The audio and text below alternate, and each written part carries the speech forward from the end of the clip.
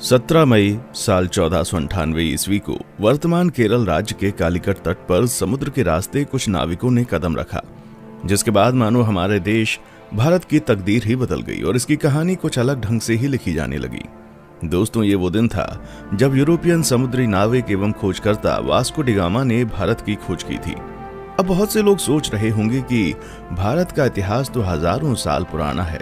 सदियों से यहाँ पर जनपद, मौर्य साम्राज्य, गुप्ता साम्राज्य और दिल्ली सल्तनत के आदि राजाओं ने यहाँ पर राज किया था। तो फिर कोई कैसे भारत की खोज 1498 ईस्वी में कर सकता है? तो दोस्तों, आपको बता दें, भारत में सदियों से जितने भी आक्रमणकारी जैसे सिकंदर, मंगोल आदि आते थे, तो वह हमेशा भारत को पश्चिमी एशिया से जोड़ने वाले मशहूर रास्ते खैबर दर्रा से होकर आते थे। लेकिन 17 मई 1498 को वास्को डी गामा ने समुद्र के रास्ते यूरोप से भारत के केरल राज्य के कालीकट तक पहुंचकर एक समुद्री रास्ता ढूंढ निकाला था, जिसे ही वास्तव में भारत की खोज माना जाता है। दोस्तों, आपको बता दें, उस समय भारत अपने कृषि उत्पादों के लिए बहुत ही ज्यादा मशहूर हुआ करता था। विशेषकर मसालों जैसे कि काली मिर्च, इलायची, दालचीनी आदि के लिए बहुत प्रसिद्ध था, जिस कारण उस समय भारत के साथ व्यापार करने के लिए यूरोप तथा अरब के देशों के बीच होड़ लगी रहती थी। लेकिन उस वक्त एशिया के प्रमुख देशों जैसे भारत, चीन, म्यांमार आदि के साथ व्यापार केवल स्थलीय मार्ग से ही होता था, जिसे सिर्फ मुस्लिम शासक एवं व्यापारी ही इस्तेमाल किया करते थे और मुस्लिम शासक उस मार्ग से यूरोपियों को व्यापार नहीं करने देते थे। लेकिन जब यूरोपीय लोग भारत में आने के बारे में और यहाँ की दौलत के बारे में सुनते थे, तो वे भारत पहुँचने के लिए और भी उत्सुक हो जाते थे। इसलिए व्यापार मार्ग की समस्या को खत्म करने के लिए कई यूरोपीय देशों ने यूरोप और भारत के मध्य एक समुद्री मार्ग खोजने का प्रयत्न शुरू कर दिया। मगर कई सालों के प्रयासों के बाद भी कोई सफल नहीं हो सका, क्योंकि उस समय यूरोप में समुद्र को लेकर तरह तरह की अफवाहें उड़ती रहती थी।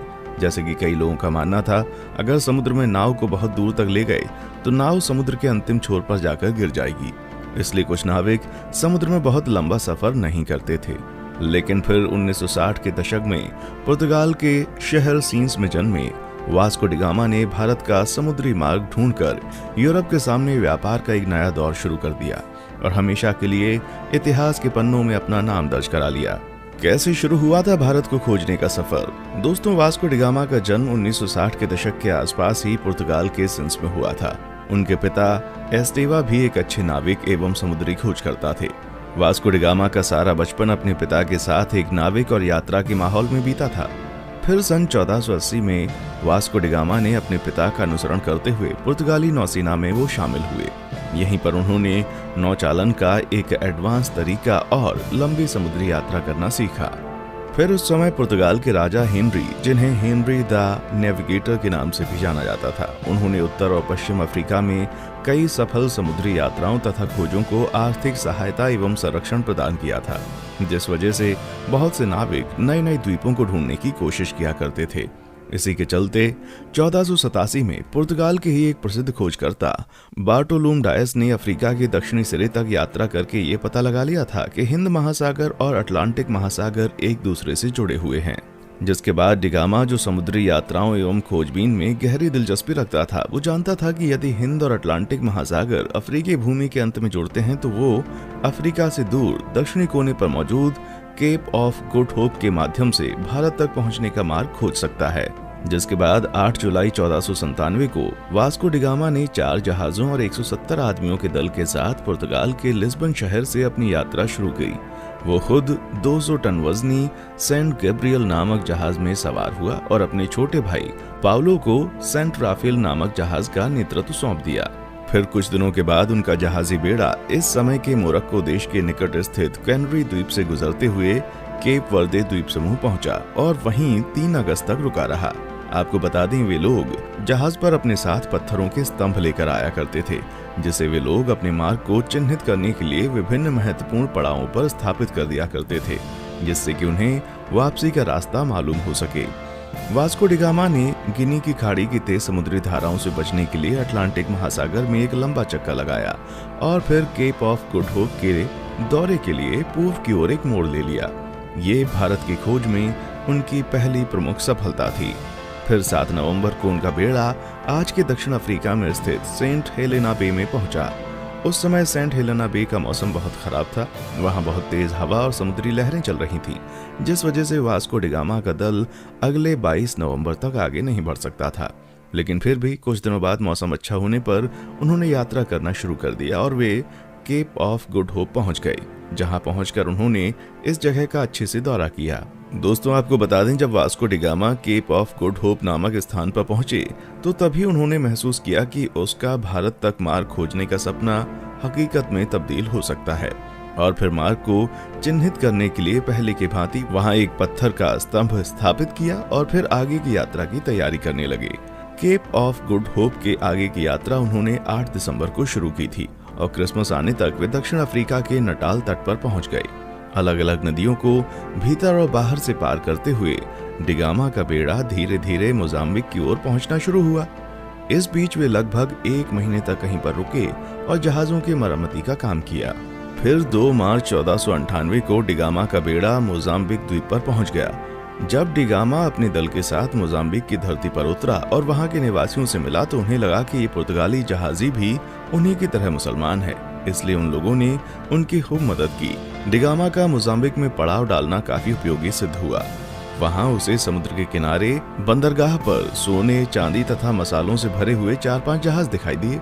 उसकी मुलाकात ऐसे स्थानीय लोगों से भी हुई जो कभी कभी भारतीय समुद्री तटों की यात्रा करते थे।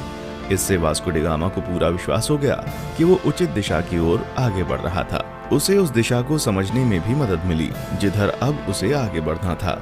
फिर 7 अप्रैल 1498 को उनका बेड़ा मोम्बासा में प्रवेश कर गया तथा यात्रा के एक और महत्वपूर्ण ठहराव मोम्बासा के ही मालिंदी में लंगर डाल दिया। मालिंदी में डी गामा की मुलाकात कांजी मालम नामक एक ऐसे गुजराती नाविक से हुई जो भारत के दक्षिण पश्चिम तट के कालीकट जाने का मार्ग जानता था।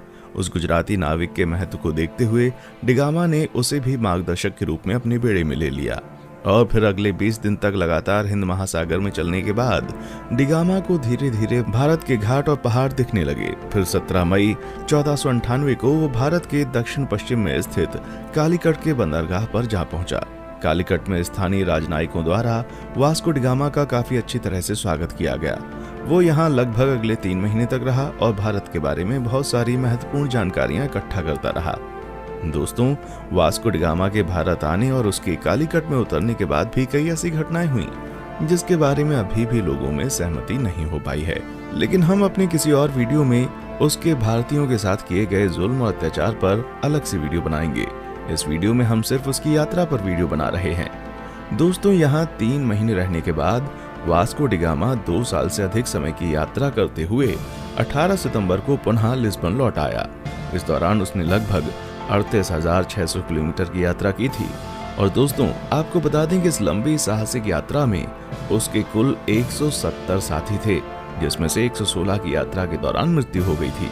वास्को डी गामा की इस उपलब्धि से पुर्तगाल के राजा बहुत खुश हुए थे तथा उन्होंने उसे दूसरी बार फिर से 1502 में भारत की यात्रा पर भेजा था। इतिहासकारों का मानना है जब डी गामा विभिन्न प्रकार के भारतीय मसालों और रेशम के साथ अपने देश पुर्तगाल लौटा तो उसने केवल मसाला बेचकर ही यात्रा पर खर्च किए गए पैसों से 4 गुना ज्यादा पैसे कमा लिए थे। दोस्तों, फिर 1524 में वास्को डी गामा की मृत्यु कालीकट में ही तब हो गई जब वो अपनी तीसरी यात्रा पर भारत आया हुआ था और कई इतिहासकारों के मुताबिक उसकी मृत्यु का कारण मलेरिया था। दोस्तों, जब डी गामा ने यूरोप और भारत के बीच का समुद्री मार्ग खोज लिया था तब डी गामा का नाम पूरे यूरोप में बहुत मशहूर हो गया था और उसकी उस साहसिक यात्रा की चर्चा सभी यूरोपीय देशों में होने लगी थी तथा धीरे धीरे अन्य देशों ने भी उसी खोजे गए रास्ते से अपने अभियान भारत भेजने शुरू कर दिए थे, जिस वजह से पुर्तगालियों के बाद डच, डेनिश, ब्रिटिश और फ्रांसीसी भी भारत आना शुरू हो गए थे। उसके बाद आगे के दशक में भारत में जो भी हुआ वो हम अच्छे से जानते हैं कि कैसे भारत इन यूरोपीय देशों की कॉलोनी बन गया। दोस्तों, आज के लिए बस इतना ही। फिर मिलते हैं एक और वीडियो में। तब तक आप हमारे चैनल को लाइक, शेयर और सब्सक्राइब जरूर करें और आप किस टॉपिक पर वीडियो चाहते हैं नीचे कमेंट सेक्शन में आकर बताएं। देखने के लिए शुक्रिया।